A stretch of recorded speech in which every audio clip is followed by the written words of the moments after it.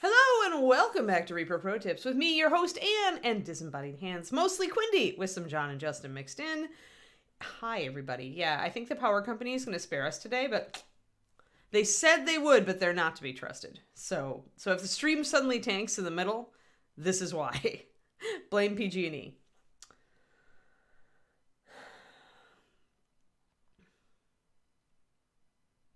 And good morning. Lots of good mornings.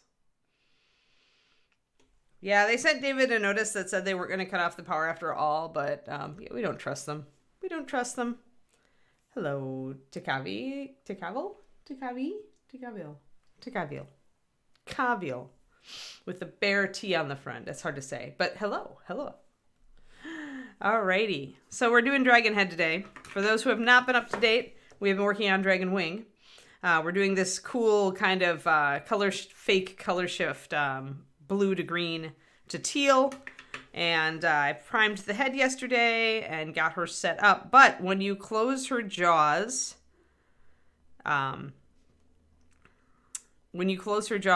she has no room to paint in there. So let's get this in focus. Give me my dragon. There. All right. So as you can see, it would be pretty much impossible to paint inside the mouth. You could say that, David Weir. You could say that. It's Dragon Head Day. And yeah, so we're going to paint the inside of the mouth. We're going to paint the inside of the teeth, and then we're going to pop the head on and start the outside. Hawaiian shirt, Triad Dragon. I don't think it's really a Hawaiian shirt. I always think of Hawaiian for shirts as being red. By the way, about dragons, if you didn't see it, World of Warcraft announced their upcoming expansion yesterday, or their upcoming new expansion, and it's called Dragonflight. And that, even if you don't like WoW, the cinematic is cool. I really liked the cinematic, because that cinematic team just rocks out. So yeah, so give it a watch, right? And it's got dragons. Spoilers. With a name like Dragonflight. So let's use just a standard red. Red, everybody's probably got blood red. I'm going to mix a color for the inside of the mouth. You could also, we have some other colors like the rose colors and guts pink and stuff like that. Those colors also can be used for this. I tend to like to mix myself a mouth color that goes with what I'm working on. If you were using just a standard pink for this, you'd want to choose a brighter one because we're working with really, really bright colors, saturated colors on the wing. So we want to kind of match that to everything else we're doing. Oh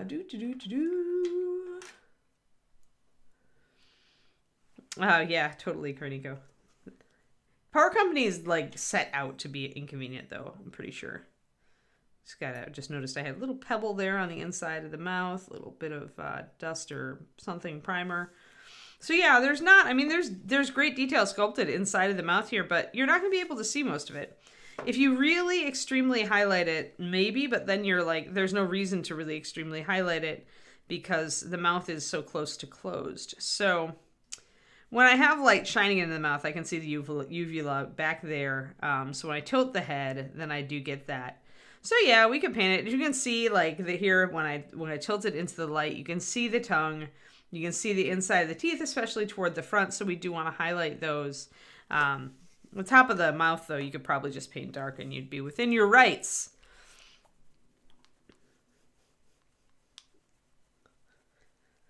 Yeah, I was thinking of Hawaiian shirts as like red.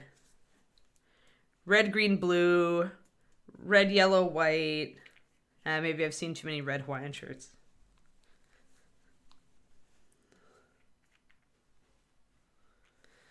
Let's see here. Adjust my back positioning here. Scooch up. There we are. All right. So when you want to mix an organic pink, like for gums or guts or whatever, your key is really to take some red and add some white to it, just a little bit, because you want a darker pink usually to start with, and then add a touch of brown. Probably the best browns for this are things like Ruddy Leather or Oxide Brown. So Oxide Brown is from the new, from Bones 4 or Bones 5 Kickstarter, and Ruddy Leather is, of course, a long-standing favorite of a lot of people. So I'm going to mix this using 4 drops of red, and this is Blood Red 9003, which I haven't used in a while, so I thought I'd shift back to it. I go through these phases where I use like Heraldic Red, or I use Fire Red, or I use, you know, all sorts of different reds. But when it comes down to it, when you're going to be mixing with it, as long as it's a fairly bright red, you're usually pretty okay. The only thing you can throw a monkey wrench into that is if it's built with black, which can then cause some weird color interactions. But I'm going to do a 5-to-1 or a 4-to-1 with this. Mix that up and kind of see how dark my pink is. I want it to be fairly dark. Oh, so you have odd Hawaiian shirts. Yeah, I'm sure they exist in all the colors. I just am used to seeing them otherwise. Right. And then you wouldn't want a glow effect for fire anyway, Grey Wolf, because your LED is going to overwhelm anything you do.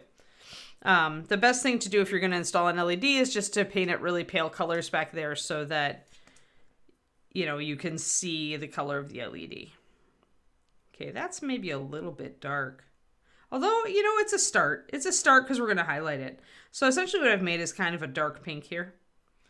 I'm going to grab some oxide brown. And here I don't want much. You could also, another good color for this is russet brown, depending on how you want to take things. But russet brown is kind of our equivalent for burnt umber. And so it's a universal shader. It's really good all-around color that doesn't really have bad interactions with anything. So here I've got a little bit of this on the end of the paint. I'm just going to grab a little bit. Mix it in. Kind of shift it a little more organic. Make it a little browner, not as bright. But I don't want to go too brown because I'm painting a very bright dragon, so I'm just going to use that much oxide brown. That's about the same amount ruddy leather that I would use as well. So this will dull our red just a little bit so that it's not quite so bright.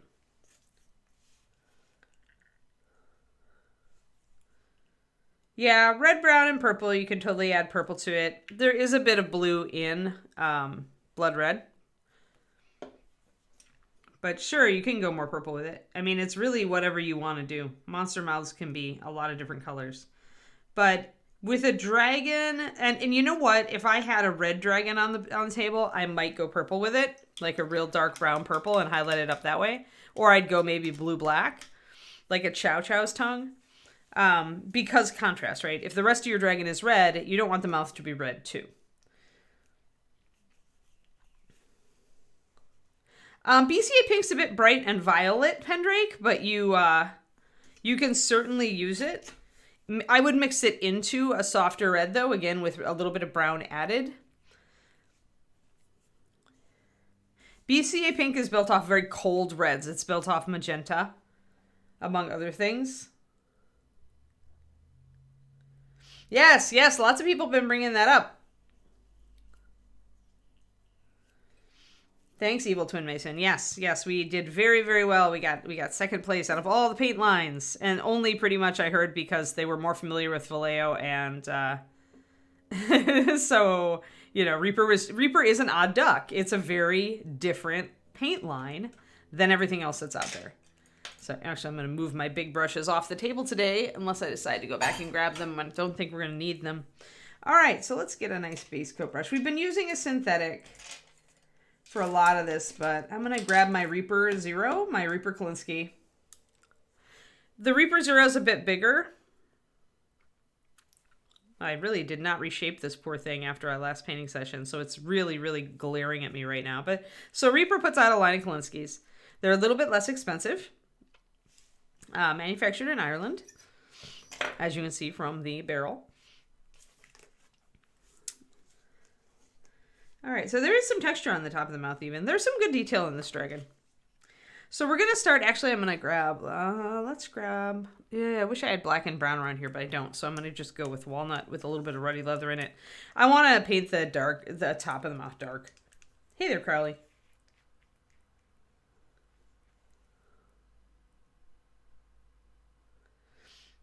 But yeah, super happy that Squidmar thought our paint was interesting and cool. That's very nice. I'm going to mix up. I need a dark color to mix with my red for shadows. And you could, as I mentioned, use purple. I'm actually going to use ruddy leather and walnut brown mixed together. And if I wanted to add a touch of purple to this, I could. But I think I'm going to go more purist this time. Let me look, though. Yeah, you can definitely see her gums. So some of this color is going to come out. Oh, no, I missed a mold line. Ah, yeah, right when you prime. Pardon me. Gotta adjust the mold line. Of course, it's right on the eye. Thank you. No thanks. Thank you, universe. The universe is just trying to throw monkey wrenches into my day-to-day. Like, sometimes the universe just tests you to see if you still have a sense of humor.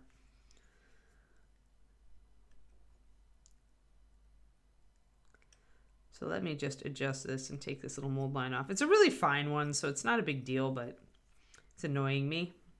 Especially when it's right near the eye. It's like the worst place. Hey, Nomad Zeke, 32 months. Yeah, nice. Yeah, they liked having to thin Vallejo, right? Yes, because when you get into that, it's a habit, right? It's just a habit. Like when you're used to something, you stick to it until you decide, hey, I want to try something new. Like when I get my oil paints, which shipped yesterday, but when I get my new oil paints, I'm going to have to relearn a lot of stuff. But you go into it knowing that, and you let yourself get excited about doing something a little bit differently. So it's all in whether you are seeking, the familiar, because that's what your paint style is maybe built on, right? And maybe if you're trying to like really punch something out of the park with a competition model or something, or really high-end commission, then you don't want to switch up your process, right? Because it's going to slow you down and it might not turn out as well as you could do with the thing you're familiar with. So I get it. But I do think there's a lot of value in trying like other stuff. And this isn't like, if you guys are using Master Series, like, I hope you do try other paint lines every once in a while and, give them a chance and see what they can do. Because every, like different paint lines definitely have different strengths and weaknesses. I've got a little bit. I got a lot of this mold line. I don't know why I didn't see the other one. It's just sometimes this stuff doesn't show up till it's primed. There. That'll work. What was that, Growly?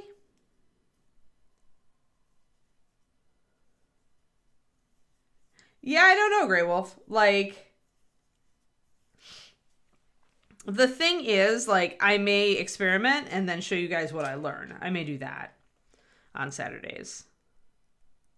Do keep in mind, I do have a background in oil painting. It's just a long time ago. So I'll have to relearn all the stuff that I've forgotten. Wow. Like this mold line, it's pervasive. When I think I've gotten it, I notice that it's popped up somewhere else. So I'm just using my knife to scrape real lightly on this because it's a real shallow mold line. And most of the time, you can tackle those with a knife pretty successfully if you have a light touch. All right. But now I might need to put some white down on this because I'm depending on my white undercoat to pop colors. So, nah, I wouldn't, Crows.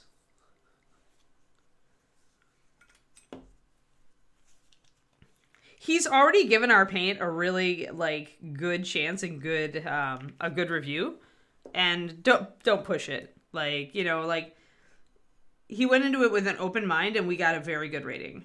And if you it's just pressure. It's more pressure. It's much better as a painter to just like be able to kind of make your own like. He already gave us like a lot of publicity on his videos. So I'm not like I don't want to push him like. That's just counterproductive. You're not going to turn somebody into a fan that way, by the way. You're going to turn them into like somebody who just thinks that your fans are annoying.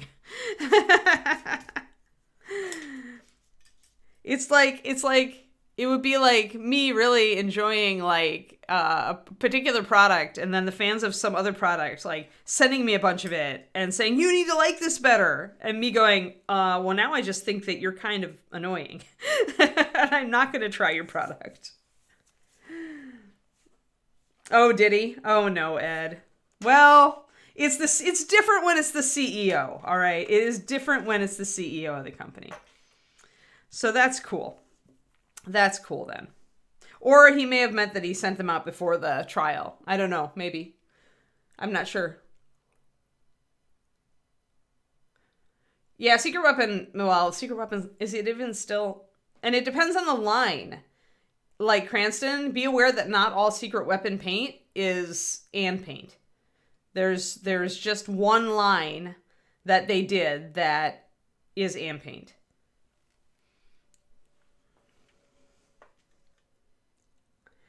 I did part of the Secret Weapon paint line, but they have several different lines at this point, and not all of them are me.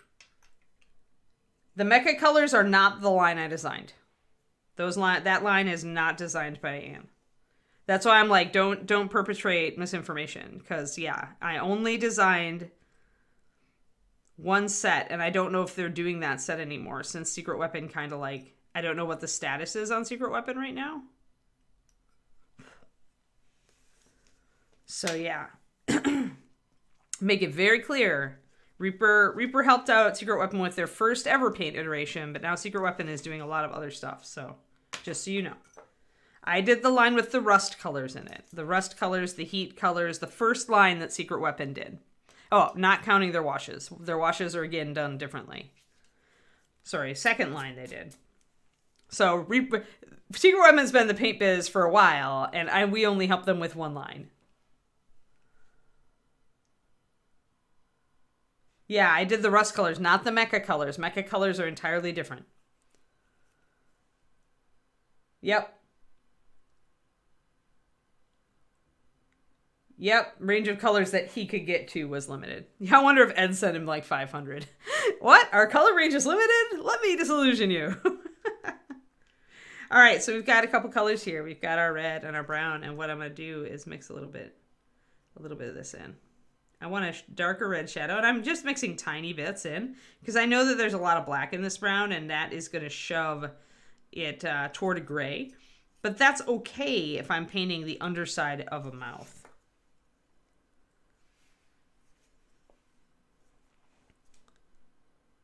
At this point, I think it's fair to say that Reaper does not make Secret Weapons paints anymore. I'm not sure what the status is. I'm not sure if Reaper is still working with Secret Weapon, and we only ever worked with that one line.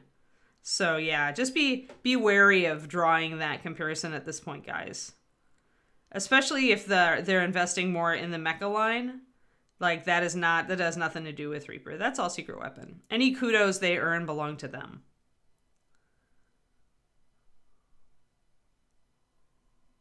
That said, I did teach Justin a lot about paint creation, so, if I can get props for mentoring, then fine. But, I don't need those props. That's fine. So I'm painting the underside of the mouth. I'm painting in a very dark, reddish, grayish pink.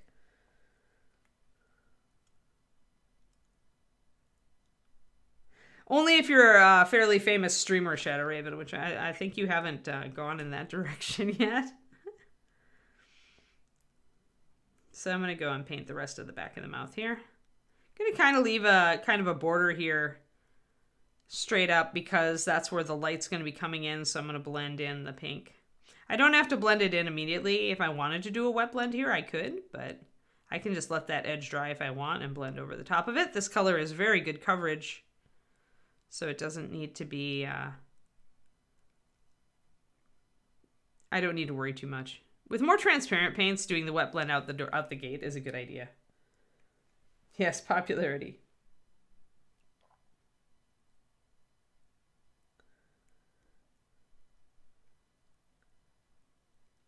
Oh, that's too bad, Thoramel. Sorry about that. Yeah, I thought that Secret Weapon had gone out of business, so I was a little bit surprised that he reviewed their line. But if the word of that hasn't traveled, or if Secret Weapon is kind of trying to hang on a little bit and still produce their paint. See, I wasn't sure if that was the case, because I could see Secret Weapon getting out of the casting business and the basing business, but still keeping the paint line going. I wasn't sure if that was the case. I have no idea.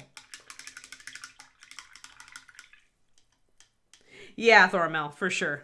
Yep, you're still out money. So...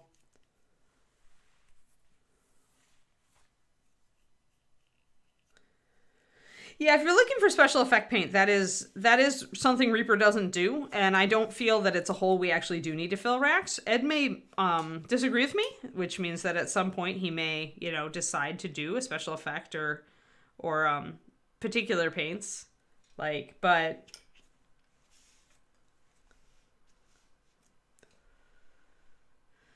it all comes back to the philosophy that I always share with you guys that I had when I was the one in the paint department, which is, can we do it better, cheaper, or with better market penetration?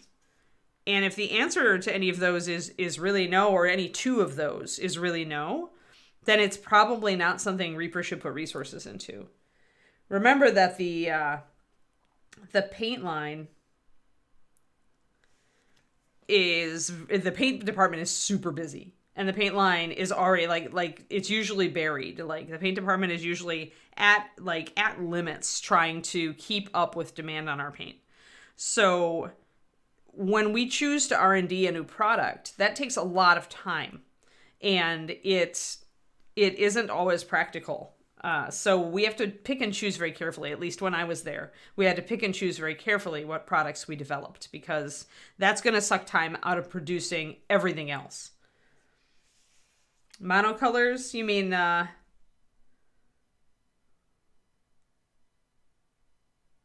Oh, just people doing like the color with the light and the dark and not doing anything else? Like, essentially that's what contrast paint gives you if you paint it over a zenith.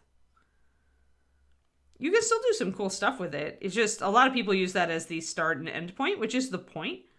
You can certainly take it farther than that. So I'm going to paint it in the back of the gullet in just that walnut mix that I made. I like contrast paints. I mean, I ordered some, and hopefully Games Workshop will at some point deliver to me. I'm going to do a little video on them. I really think they're brilliant for gaming. Like, I'm going to give GW all cred for this. You can dislike them, if you want, for the fact that people just like do that and nothing else. I mean, but if that's where their hobby is for them, that's valid. Like, if that's what they want to get out of the hobby, that they can quickly paint gaming minis that look good on the table, which contrast will do for you if you put it over Zenith, especially. Like, that's totally valid. Totally cool.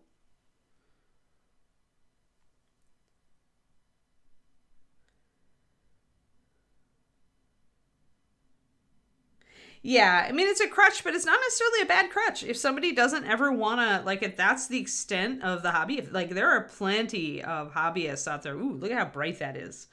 That's crazy. Against my dark pink here. That's because I've muted the dark pink, so the bright pink really shows up. I'm going to blend it in a little bit of a wet blending here. I'm not going to bring it up much more than that, though, because this mouth is, again, pretty dark.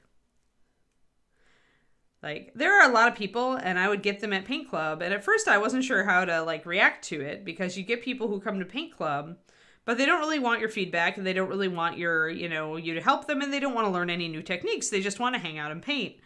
And they're perfectly happy working with something like contrast paint and being very happy with what they're doing. And it's cool. It's okay. Like, they're... It's like, that's how they enjoy their hobby, and that's a totally valid way to enjoy the hobby. Maybe you don't enjoy their paint jobs as much, but that's okay as long as they like their paint jobs. Because a lot of them might think we put too much work into a model.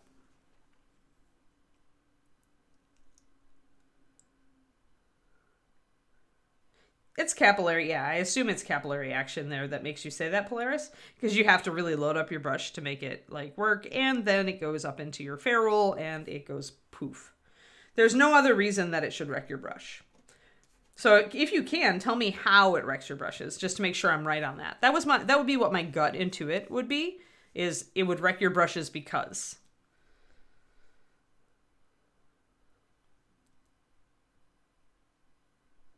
Venari, yeah, it's that. Yep, exactly. I like that. I like the Beastie is mostly, and I like the color scheme too. I might actually do a more evolved color scheme on it, Pendrake. But I like the model. So I'm going to paint that one. Do it for Games Day. Or sorry, it's not Games Day, Golden Demon. Yeah. Yeah, exactly. Exactly, Kerniko. It's two ends of the scale, right?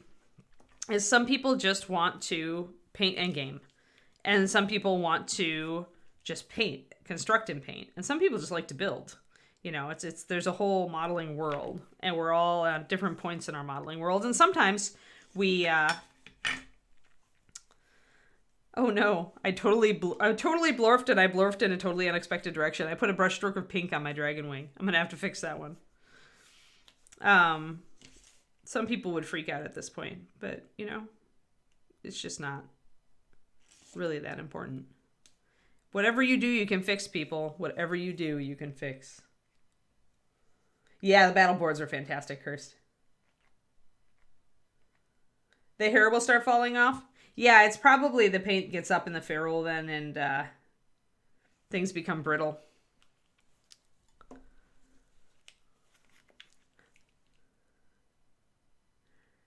I will keep that in mind. I really appreciate the tip. So now I'll watch for it, because when I hear something like that Polaris, I think it's kind of fun to push it. So now I'm curious, and I'll use a brush and kind of evaluate how the brush changes over time. I bet that you can mitigate that by rinsing and reloading often. Yeah, exactly, Uderfricht. And that's kind of where I am too. Like the last time that I set out, with the exception of my Eldar, who have a slightly more complex color scheme. But honestly, at this point, I might even change the color scheme a little bit so that I can use contrast or something like it, right? So that I could get effects faster.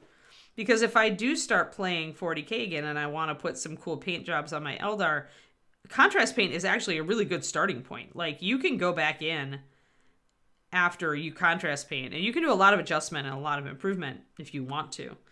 You shouldn't feel like compelled to, but if your leader models want a little bit more love, like all the power, it's easy.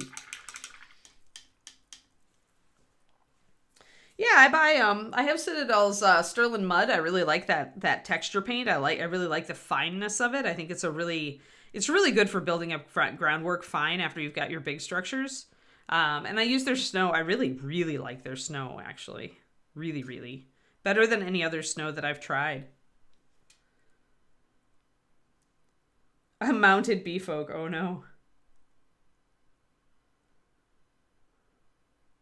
Interesting, Sigwolf. I'm going to try this and see what I think. So contrast paint doesn't rinse clean without soap and will wreck your brushes. That's very interesting.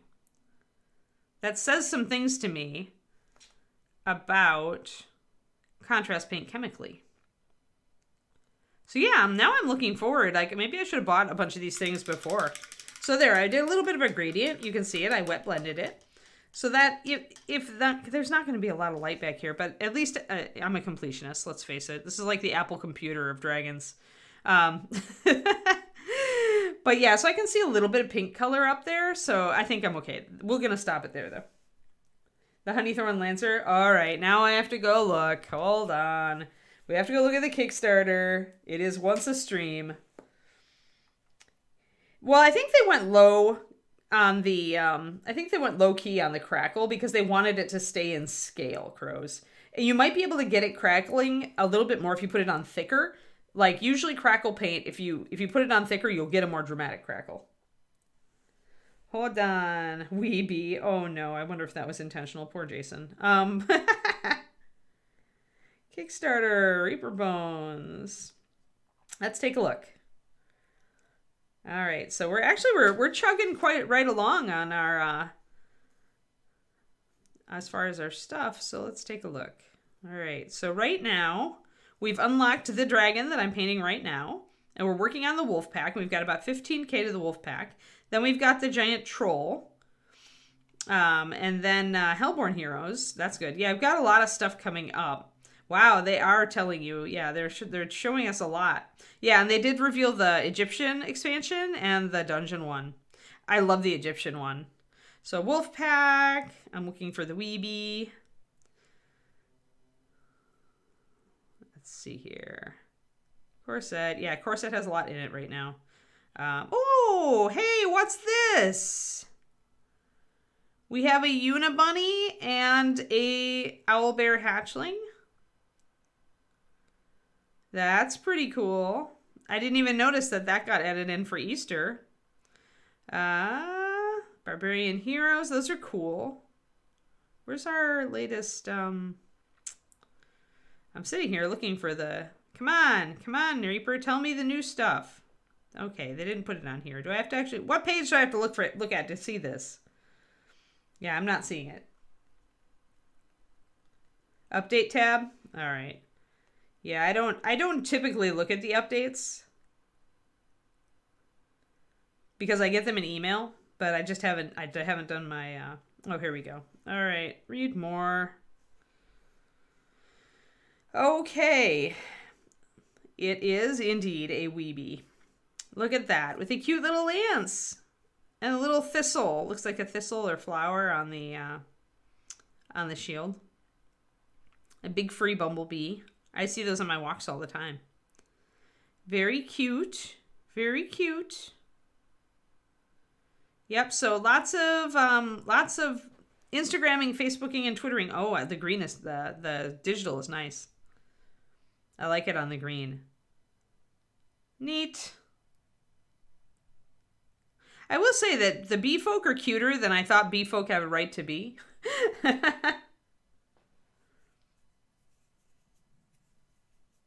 Oh no, Thormel. I see. So very cute. Very cute. So yes, that's cool. So we have a lot of excitement coming up in the Bones Kickstarter. I'm just excited for the Egyptian stuff. And if you guys haven't seen it, hold on, I'm going back to campaign.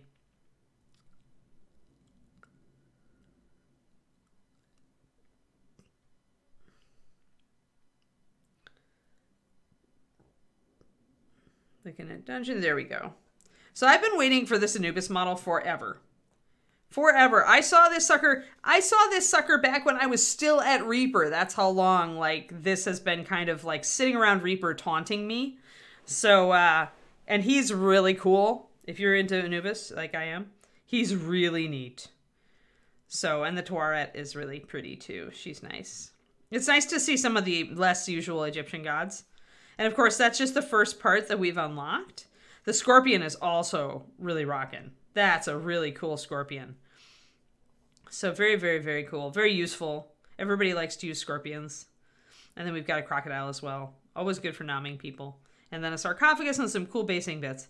So yes, I hope that we unlock more of this. Because this is the first expansion that I've really started. I really like pretty much everything. So I might pop in some money for that.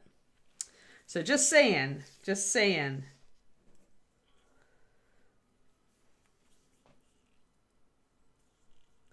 Yeah, the giant slug is really cool, Quindy. I did see that one yesterday and went, oh, that's a really good giant slug.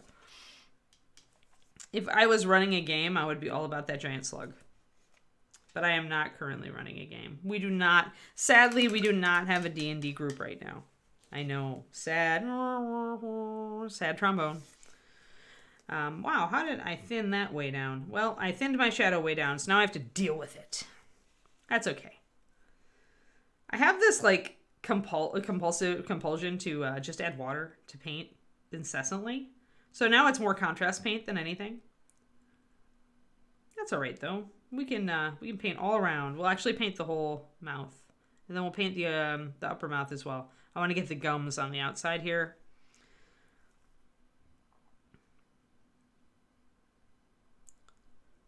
Of course, I can get away with this because this is a primed model being resin.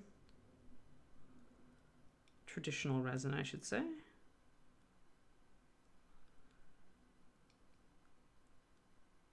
So we've got that kind of outline. I'm going to bring it up to the top here too, just to remind myself. And I do want to block in the back of these teeth as well.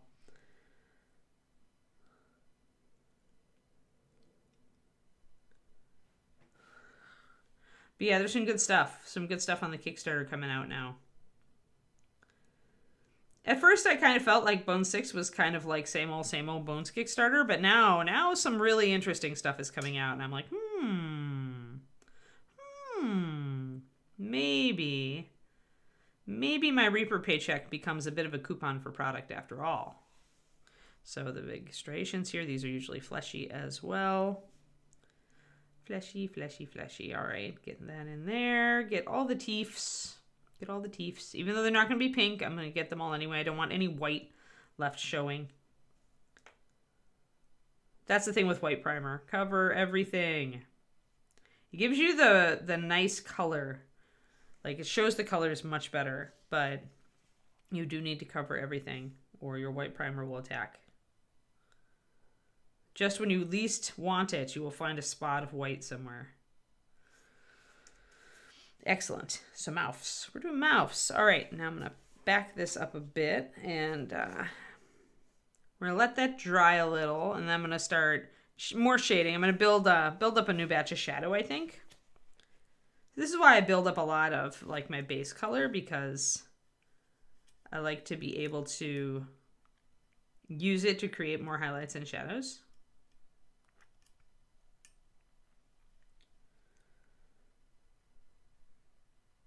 The Bone 6 fix. Yeah, I expect there are more gods. Yes, Dragon Head today, Kodiak.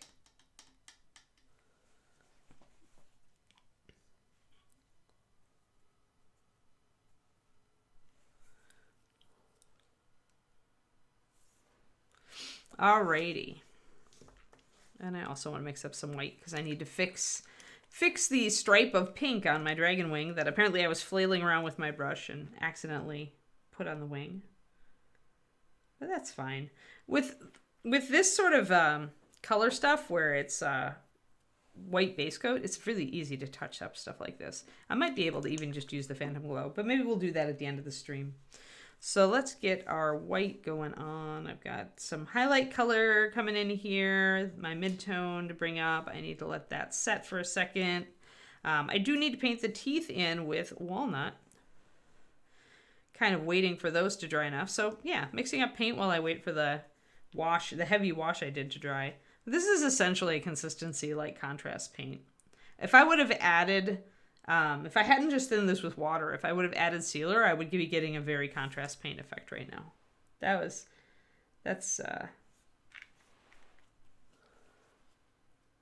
but yeah, I flail around with my brush. It's just, you know, it's what happens. You're painting. You're getting into the creative throes of, you know, like, hey, I like this, or oh no, I don't like this.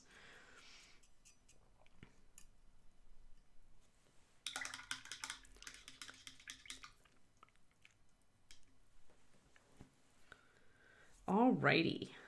What brush we're using? That's right, we're using the synthetic. I was using the Reaper brush for a bit there because I was doing big stuff. But now we'll go back to our friend the synthetic, who we've beat up now for about 2 hours, roughly. And it's 10:15, so it'll be beaten up for another 45 minutes. So let's bring in our shadow and get some of these teeths. Oh. Wow, my shadow color also needs to get stronger. This is the problem. I start out with all my paints thick, and then I throw a bunch of water into them, because usually that's what I want. And then I'm like, oh no, wait, I need this paint to be thicker. And then I have to, like, you know, do it all again. Or at least add more paint into it. Yes, it's Alpaca Day.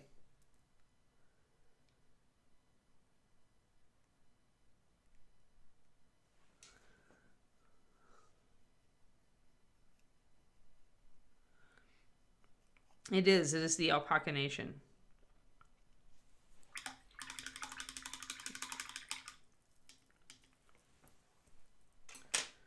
Is it National Pineapple Upside Down Cake today? Now I'm tempted to run out to the store and get some fresh pineapple and make pineapple upside down low carb muffins. Because I cannot bring myself to make an entire cake. This would be doom for my diet, pretty much. So I'm going to paint all of, just like we did the claws, I'm going to paint all the teeth dark first. It is much easier to start with a dark base on teeth and then bring them up more from that base shadow than it is to try to paint the teeth light and then put the shadows onto them. So you may not want the base of your teeth as dark as I do, although often when I'm done with this will just pretty much only remain as lining. But I recommend starting with your darkest color on teeth and claws. You're allergic to pineapple? Bummer.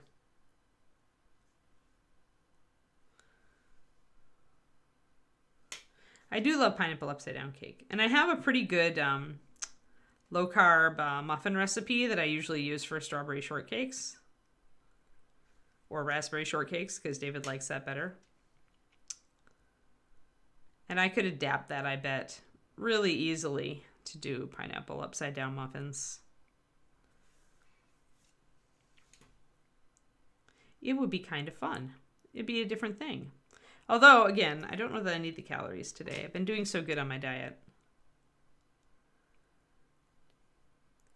Reining in my calories again.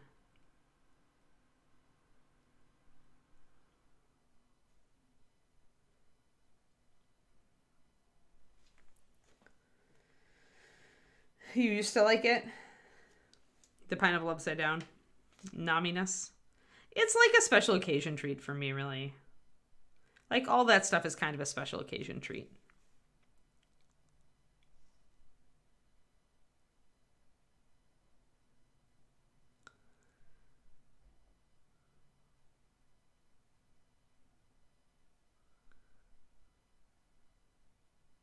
There we go. Got all the teeths coming in. Check and make sure we've got them all nicely done. Yes, good. So now those dark teeth are poking up when we get these.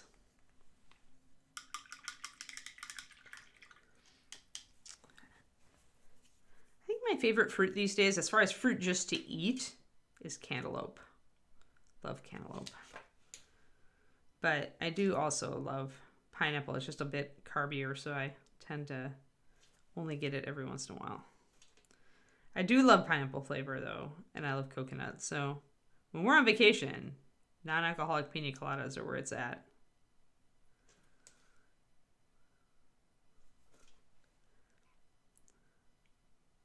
All right, I wanted to come in and make my wash a little bit stronger, so I just did some brush work. Yeah, pineapple upside down cupcakes is kind of what I would do. Raspberries, yeah, I do love raspberries. Cherries. I like cherry flavor more than I like eating like actual cherries. I've discovered this.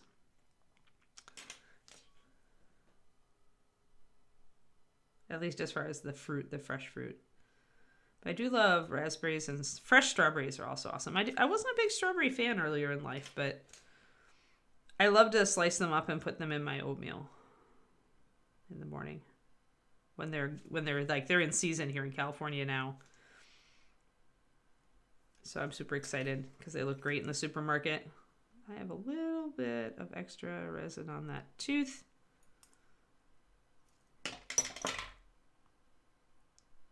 I feel like I'm doing dentistry. Draconic dentistry. So we're going to get these put in dark, and then we're going to paint the rest of the mouth. Highlight the tongue. Highlight all the gums. I'll probably do just a basic like touch of highlight and shading on the inside of the mouth. But then I'm going to go and put the head together and finish the outside with the head together.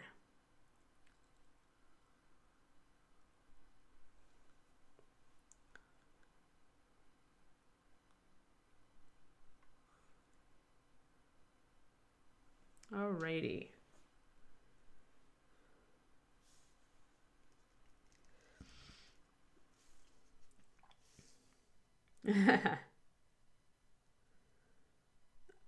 Hey, apples with like with the chocolate dipped apples instead of chocolate dipped strawberries. Those are really good. We had those at a party a couple weeks ago. They had a chocolate dipped fruit tray. They had strawberries, pineapple, and apple. And the apples were really tasty.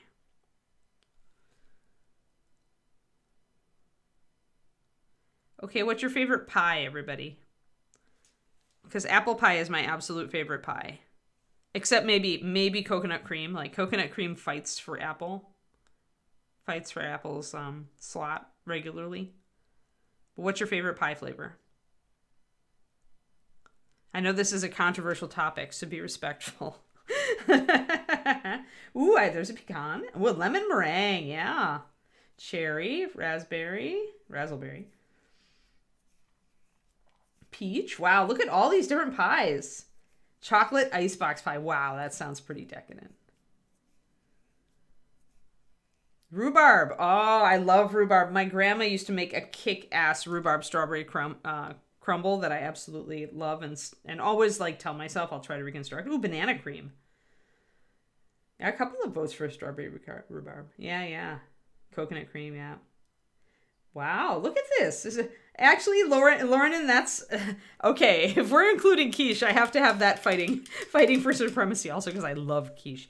David's not a fan, so I don't make it very much anymore, which is a shame because I make a mean quiche, man. Oh, bourbon pecan fudge. Yeah, that sounds really good. Yes, you can change your answer. Wow, look at all these nom-noms. People are like, I forgot about that pie. I changed my answer. Yes, I do love quiche. Oh my gosh. I used to make quiche when the artist came because Ron kept forgetting that Rhonda was a vegetarian.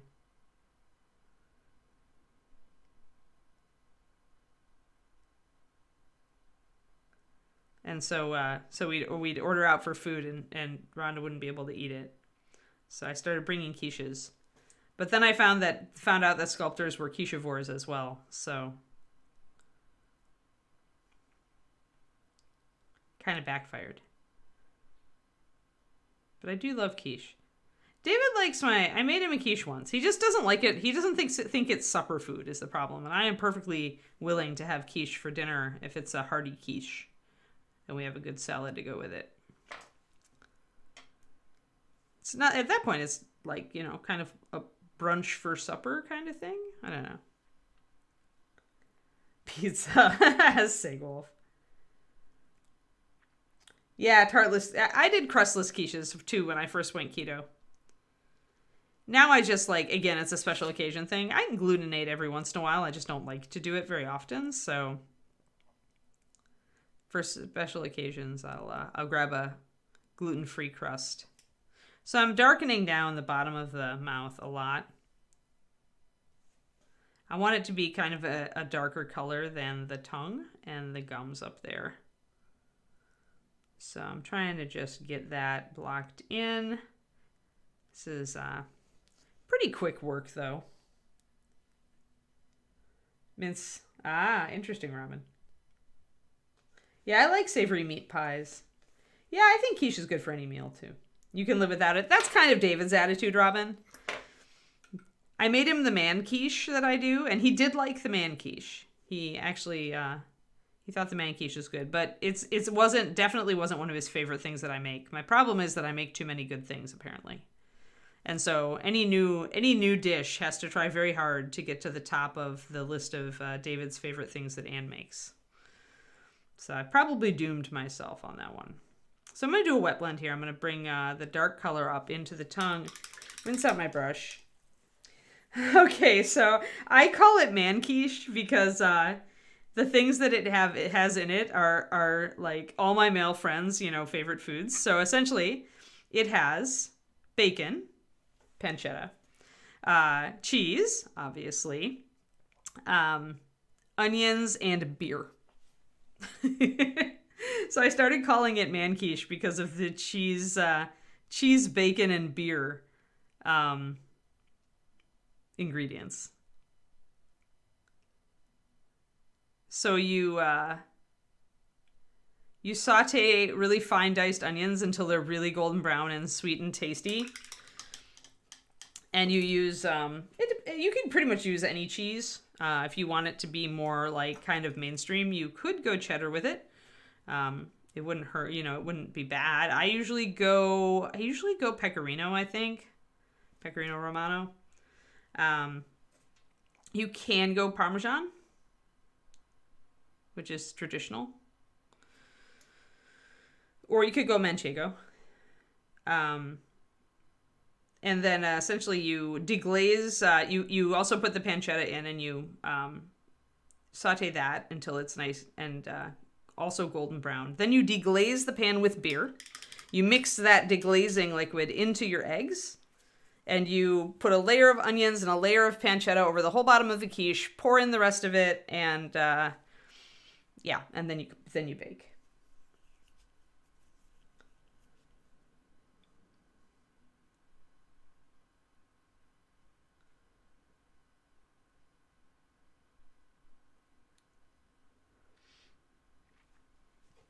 Yeah, it's a really savory. You definitely need to add some salt here and there. You need to season it. The pancetta adds a lot of salt too, so be careful if you are sensitive to salt. But you want it to end up on the savory side with with just a bit of sweetness from the onions.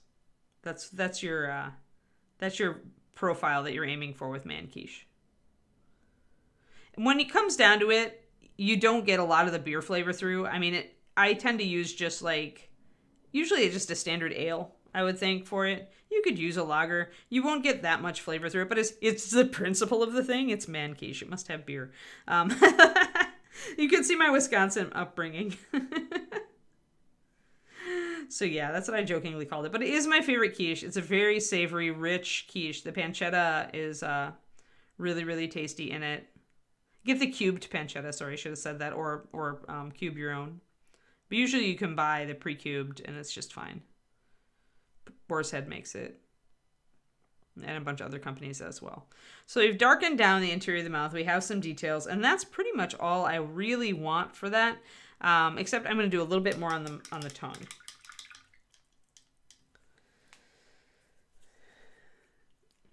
Yeah, I thought a frittata didn't have pastry on the bottom. That's true also. I Went Splat has a good point.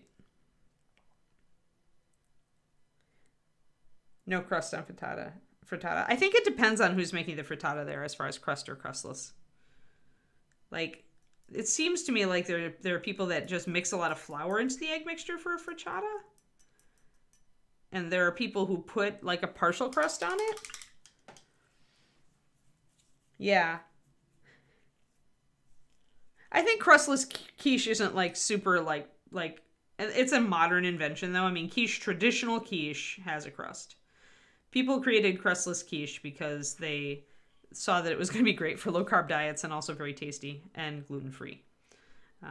So if you want to on a tongue regularly, if this tongue was more exposed, we could do some stippling to suggest the texture of tongues. Since the mouth is going to be, closed, a lot of this texture will be wasted, but I'll do it anyway to show you guys.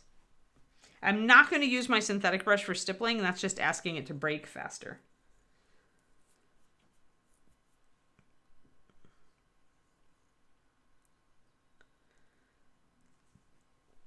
Tortilla instead of pastry is a really good idea, Lauren, and thanks for sharing.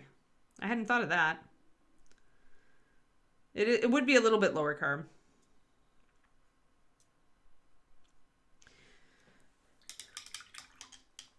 Though you're losing, I guess you could butter it. Now I'm intrigued. I was like, you'd be losing all that tasty fat and butter in a pie crust, which, if you're low carb, you probably still want to have some of that in there. So I'm going to do stipple, stipple, stipple. And I don't use the tip like boom, boom, boom, straight down. I use this side.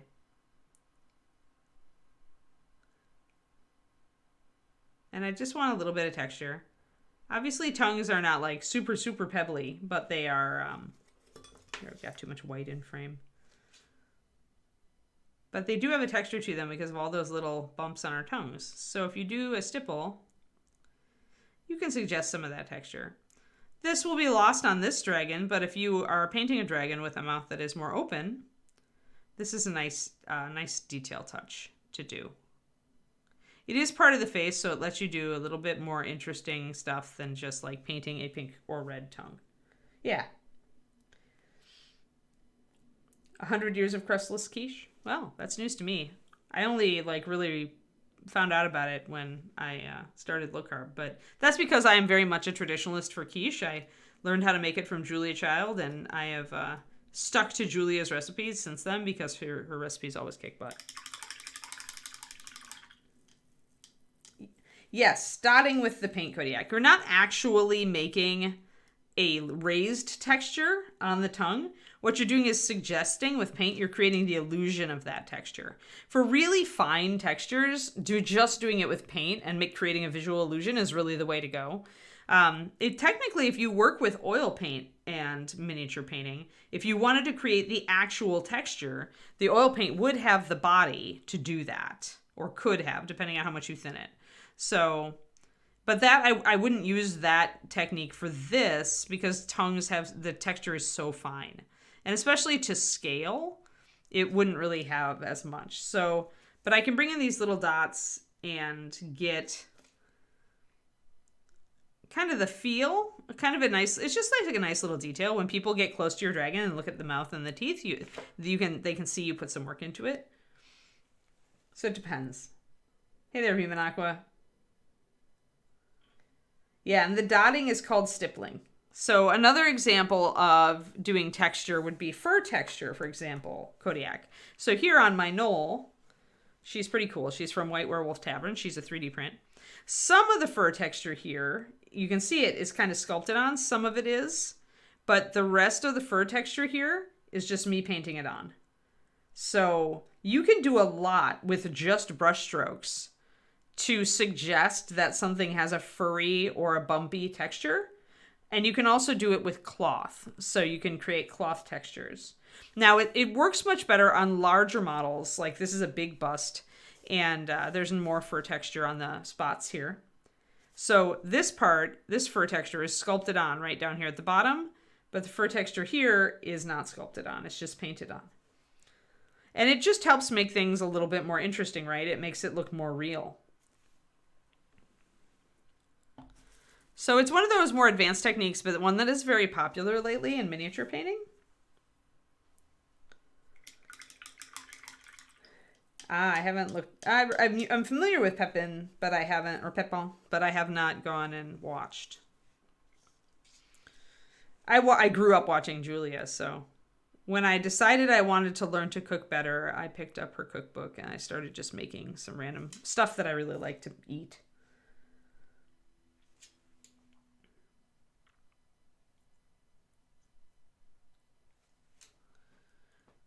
So yeah, so just using, it's called stippling when you do the little dotting. I'm going to do a little bit more toward the top of the tongue here because it's bulging out.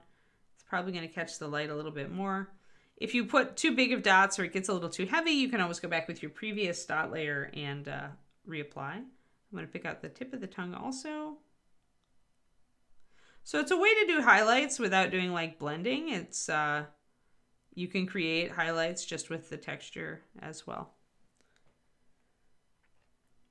Oh, Alton is the best. Like, as far as modern goes, Alton is the best modern chef. That is a whole different video, Kodiak. I have a lot of stuff on my Patreon about that. I don't have time to really go into it here because we're not really doing it. So, but I have done it on a lot of other models on these streams also. Pretty much if the model calls for it. But it's because we paint so much 28mm on the stream, we don't do a lot of it. But if you look at any of the furry creatures, like actually our best textures model is Noel. Oh no, Noel, where did I put you? I used Noel for a photo op and then I promptly like misplaced my Noel. Oh, there he is. He's on a big base. So if you look up this model, Kodiak, he's the Noel Pirate. Black Tongue, I think? I don't remember. But we did a lot of texture on him. I did a simple cloth texture here. I did fur texture here. I did nicks and scratches on the blade. Talked about a lot. And then we did leather texture on the belts. So this is, as far as an example model for 28mm and what you can do, you want to look up this guy. There's a whole series of me painting him on YouTube for free. Or you could go to my Patreon. If you're in the mood, it's patreon.com/paintingbig. The advantage of the Patreon is that I do a lot more focused work. So it's not an hour and a half video you've got to sit through while we talk about pie. It's you know, focused, like 15 to 20-minute videos or PDFs. So it's a lot. You don't have to sit through as much noise. So just a little bit of extra highlight here. And we have a nice shiny tongue.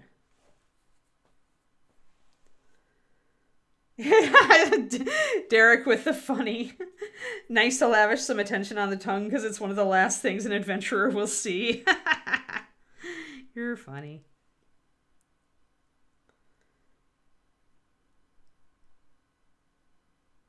Oh, okay, cool. Yeah, so look up texture. If you look up painting texture or cloth texture, you can search my Patreon, Kodiak. So if you go to just the front page of the Patreon, there's a search box. And I use keywords for every single lesson.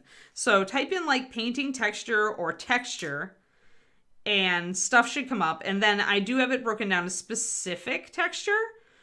So you can look for cloth texture, for example, or fur, painting fur will give you some fur texture stuff. But yeah, there's a lot. So, oh, and I forgot the outside of the teeth here. Oh no, I've been distracted.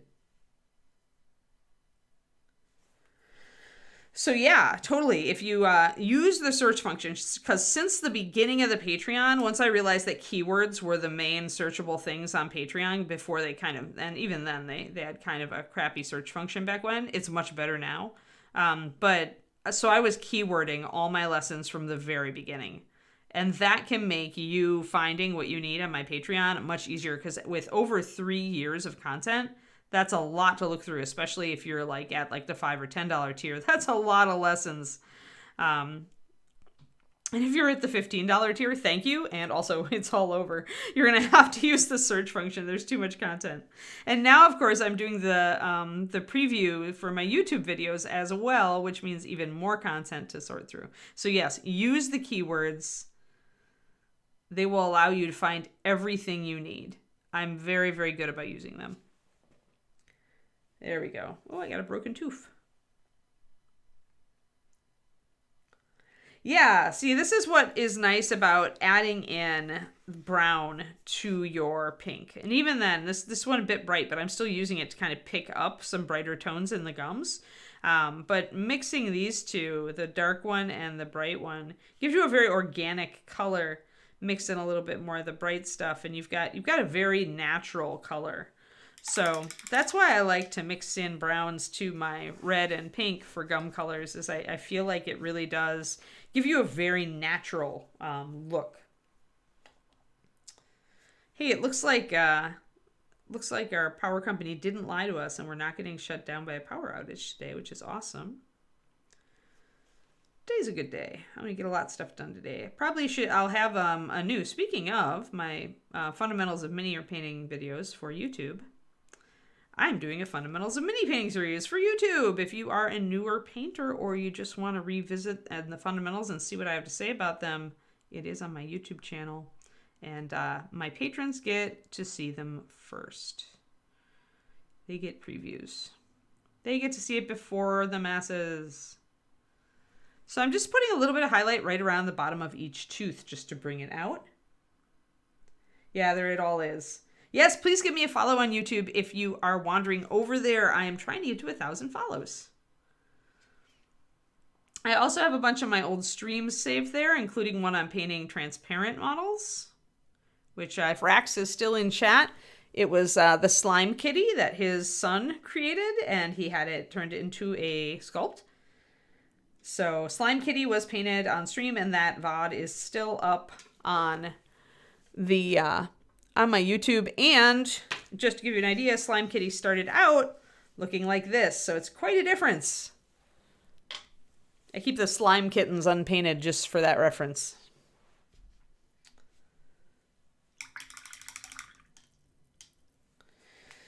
Brilliant Green is the best sub for the Dragon Green in our 9227. Though, as I mentioned last week, if you can pick up Dragon, it's better coverage. It's probably the best coverage as far as the most vibrant greens. Because if you're looking for a fairly bright green, the problem is most of them don't have great coverage, but Dragon does. And that's why I tend to turn to Dragon unless I want something super bright.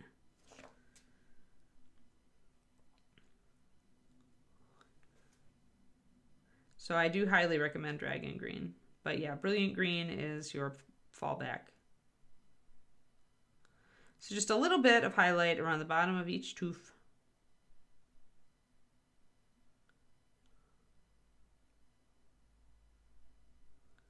There. And that's probably enough for the inside of the mouth because not a lot of people are going to see a lot of it.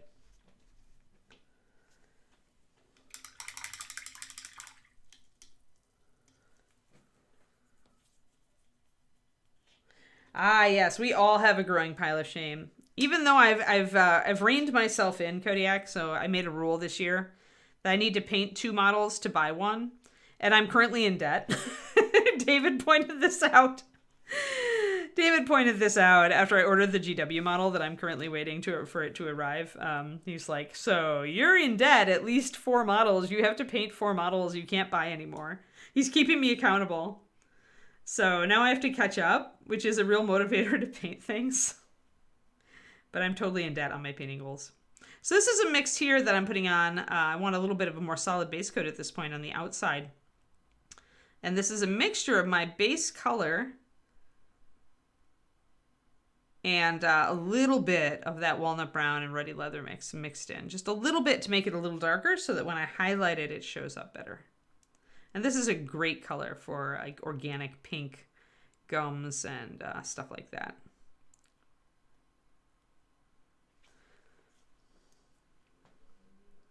Don't tell your wife that, Methan. We mentioned it earlier. Pendrake looked it up, Dogfather. It's one of the Lumineth, the same army that David's tech list is from. And it's the mounted model. One of the leader characters, but the creature is what sold me because it has the paws of like a cat, but then it has its head is more like a kind of a deer or a really delicate like cow. It's really cool. It's a cool model. So I'm gonna pick whatever head style I don't hate the most on the character itself and paint it up. Sometimes the silly hats and the quote unquote, Lumineth are high elves, and they've always had silly hats. It's part of their aesthetic. I'm not a big fan of the silly hats, but they don't bug me as much as they might. So we'll just pick the least silly hat, and we'll forge forward with that.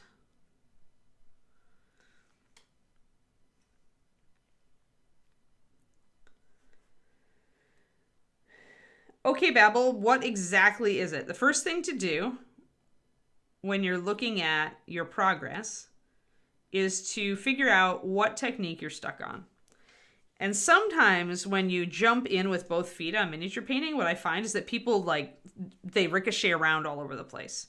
Like, in other words, you learn this technique and you learn this and you learn this. You've got like 5 techniques and you're learning them all at once, which means that you don't necessarily learn any of them completely. So that can be an issue. But if there's a specific thing, if you can nail down what the specific thing is, then you can work on it. So, what techniques do you feel you're really good at, or that you've gotten really solid on? And that includes base coating. It includes things like lining, washes. What do you feel like you've really gotten solid on? You feel like you do a good job when you do those techniques, and maybe it falls apart later, or tell me why. Talk to me. Let's troubleshoot while I paint gums.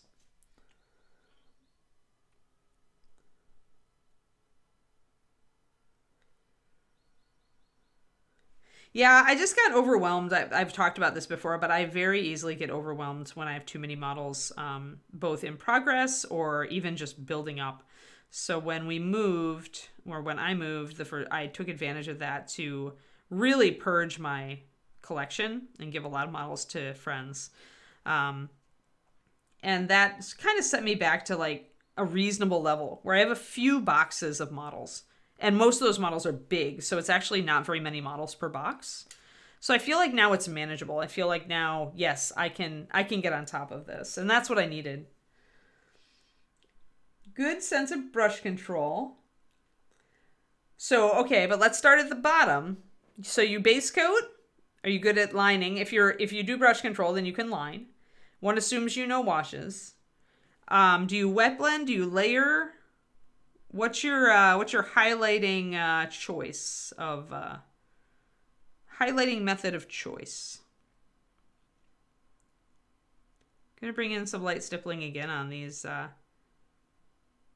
things down the side of the mouth, just because if I can introduce texture, I will. So it'll help bring out these highlights. Not liking how the colors are blending. So is it that you don't like the color you get when blending, or that you're unable to get the smooth blends you feel like you should? Which one?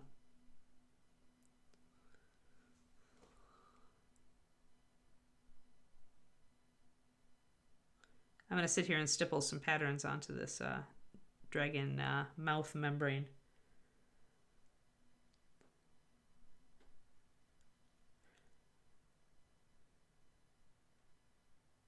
Okay, layering is when things start to go awry. That's good. We're getting closer. So again, is it the fact that you can't get the paint to go smooth, or is it the colors that you're creating as you're mixing colors for layering that don't look right? Also, I'm going to ask, are you a wet palette or a well palette painter? This is important. So we're bringing up that. Now, there's going to be more light toward the bottom.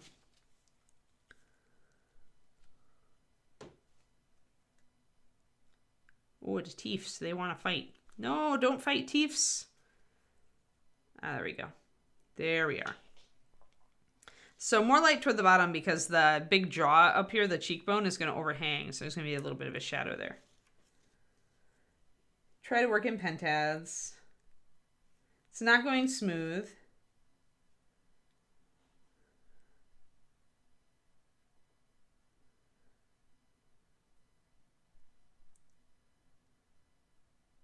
Okay, wet palette makes it very difficult to get smooth blends. The thing you probably should keep in mind is that most layering out the gate will not be seamless unless you're working with really transparent colors, and not all pigments are transparent.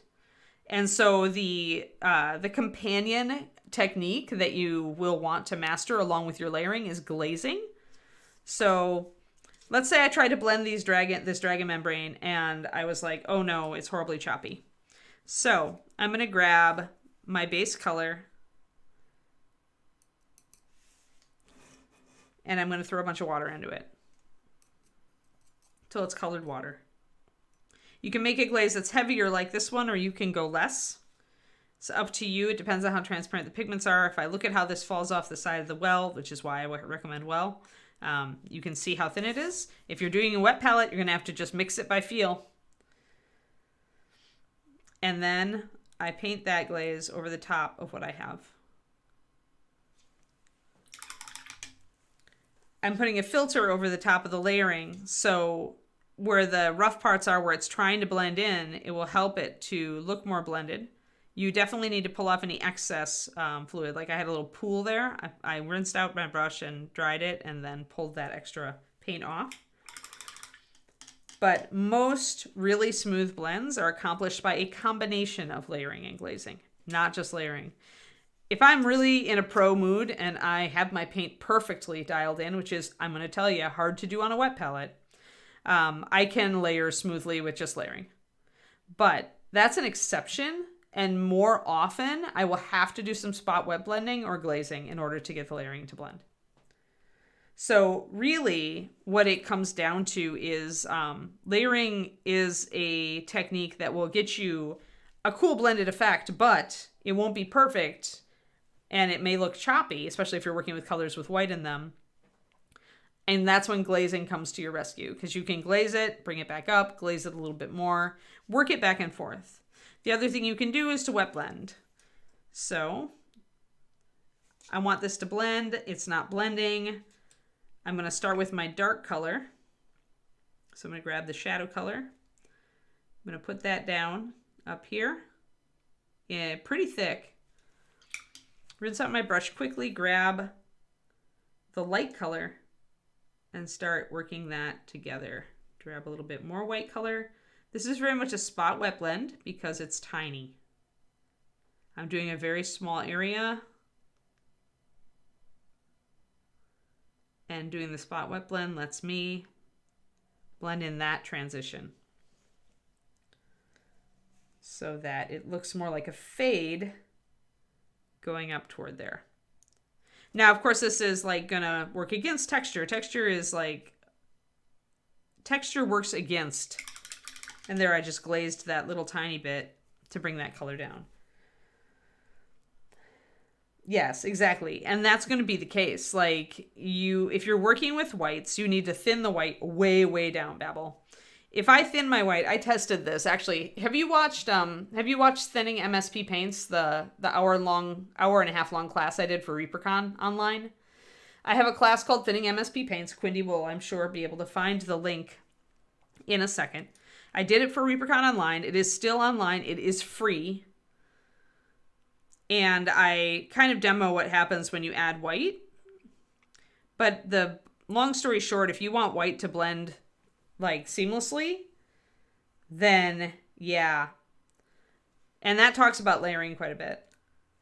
So go and give it a watch, Babel, and I hope it helps you. But I hate to say this, but it's gonna be a little bit hard for you on the wet palette because you can't thin precisely. You have to go by feel. And eventually, you're going to get a feel for it, and you're going to be able to pull off those blends with the wet palette. But it's going to take you a while, because you can't really control, like super control, the amount of water on your brush or in your paint at any given moment. That's the weakness of wet palettes. Now, after time, and a lot of time working with the wet palette, you get that feel. But it's kind of a learning curve. There it is.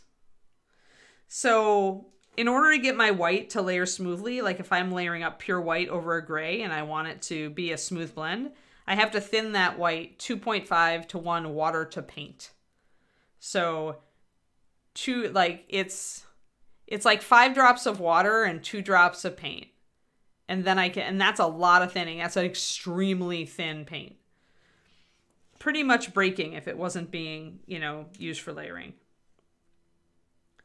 So what a lot of people do is they forget that they've got to thin a lot more to get smooth layers with paints with white in them.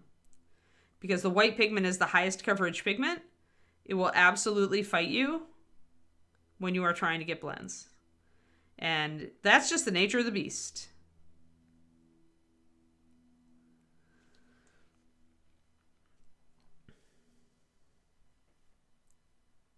It's in the Gloom and Grave Fast Palette. Somebody looked it up for me. So it's in a set of 6 paints. I'm not sure what else is a really good match for it. I don't think there really is another one out there, but I could look around.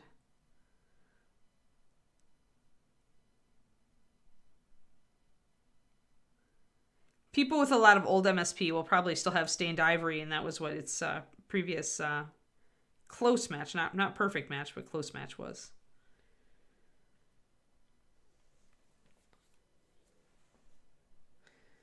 Yeah, the Thinning MSP Paint also has a companion PDF, and it's free, and it's on my Patreon. And you should be able to find it with, like I said, I'm very good at search terms, but it should be under Companion PDF if you search keywords. If not, you could probably find it under Thinning.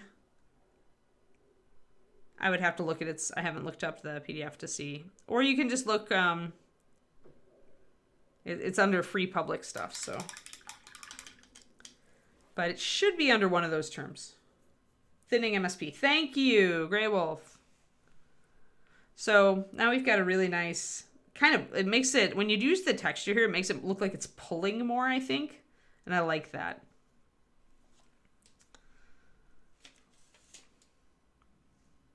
Gotta keep an eye on the Alpaca Nation is imminent. 4 minutes. We're not going to finish these gums. But honestly, a lot of the time, these days I use either glazing or I've gotten so good at spot wet blends that I tend to do the spot wet blend or a spot glaze. And that gets me most of the way there. And then if I have to touch it up, I can, like I just did there.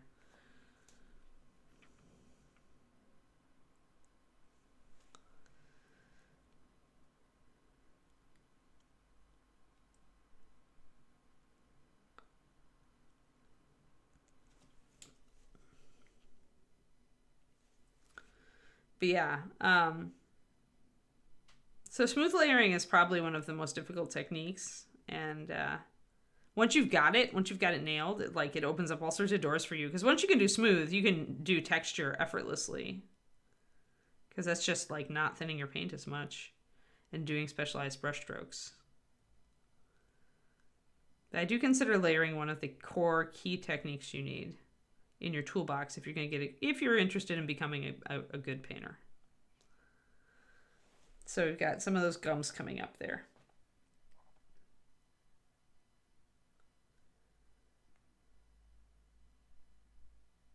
Yeah, thanks, Big Apple. I'm glad it works for you. Yeah, never underestimate, like, even if you like the wet palette, consider keeping a well palette around just for this sort of thing. For when you often don't need smooth layers, right? You often, especially these days, a lot of people just do textures, which is super fun and a bit easier because you don't need to control your paint consistency quite as precisely. But it's worth having both, because when you need to thin your paint and learn kind of internalize how to thin your paint, like understand how paint feels at like a 2-to-1 versus a 1-to-1 and how it acts, then the well palette can really be your friend. And then you can go back to the wet, having a kind of a gut instinct on how the paint should feel for those various techniques. I can use a wet palette now. Like, I feel like I'm still not, like, if I have to smooth blend, it's going to be wet blending all the way because I just can't get the paint consistently to the right level, especially for whites. But I could probably get there if I was willing to invest a lot of time into the wet palette. So just bringing up these colors here. Awesome, Bevel. Yeah, it's a free one.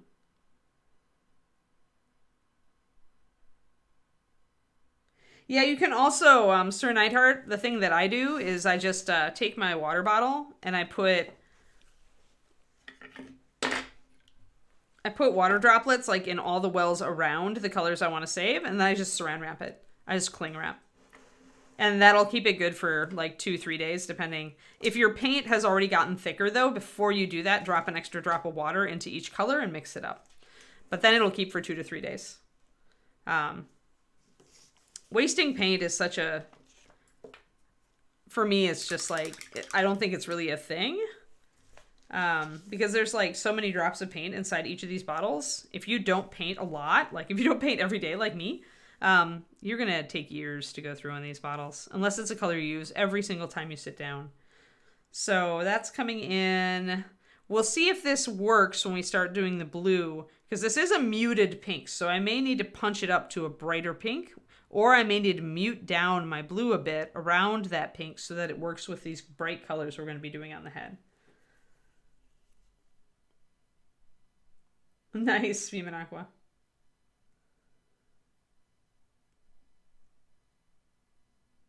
If the mini was coming off in puddles or if the paint is ever coming off in puddles, you have too much paint on your brush, unload your brush.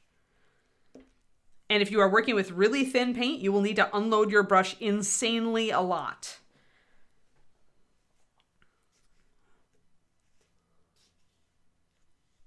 Remember that the texture of your fingernail is different from the texture of primer on the model and paint on the model. So sometimes you will get that dichotomy.